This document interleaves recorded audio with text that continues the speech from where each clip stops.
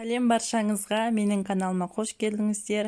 Бүгін сіздермен өте дәмді болып шығатын бауырдан пирогты бірге дайындайтын боламыз. Видеоны соңына дейін тамашалаңыздар. Ең алдымен бауыр, картошка, жуа, сәбіз барлығын тазалап жуып, турап алып, ет тартқыштан барлығын ұсақтап өткізіп аламыз.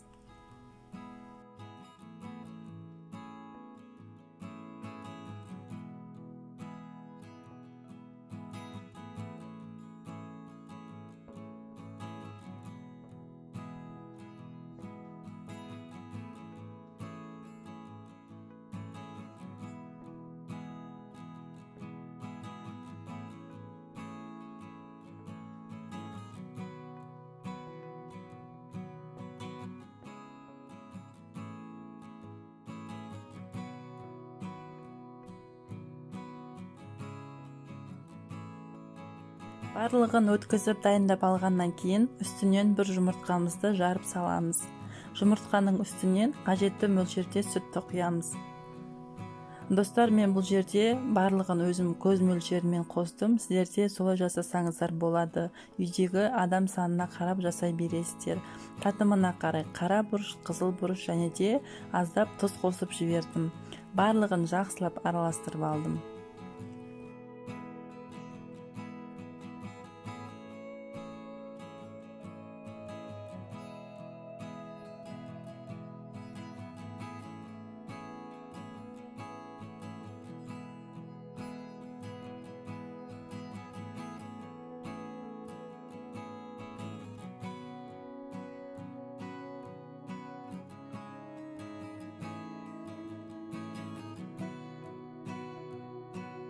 Шамамен 1-2 ас қасық ұнымызды салып, барлығын жақсылап араластырып аламыз.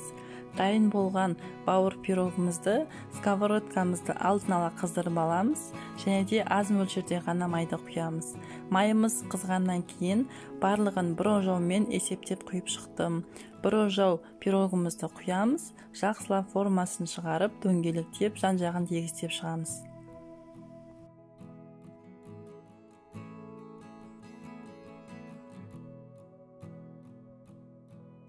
Бір жақ беті қызарғаннан кейін екінші жағына аударып, барлығын дәл видеодағындай пісіріп аламыз.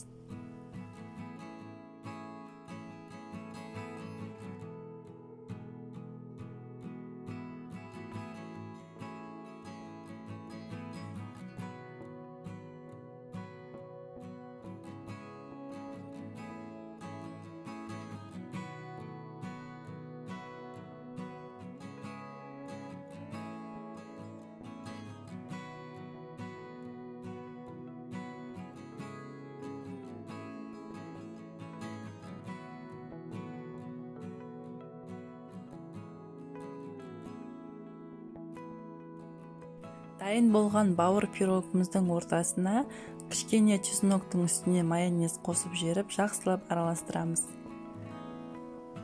Және де аз мөлшерде сәбізімізді суға пісіріп, дайындап, теркадан өткізіп қойдым. Енді дәл видеодағыдай бауыр пирогымызды жинап шығатын боламыз.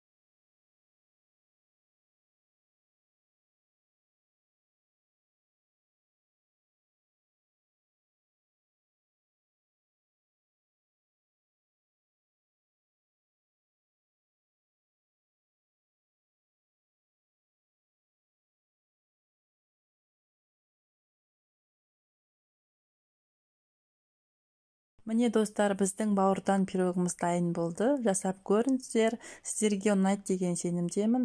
Видеоны соңына дейін тамашалағандарыңызға рахмет.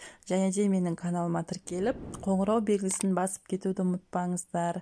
Баршаңызға ас болсын.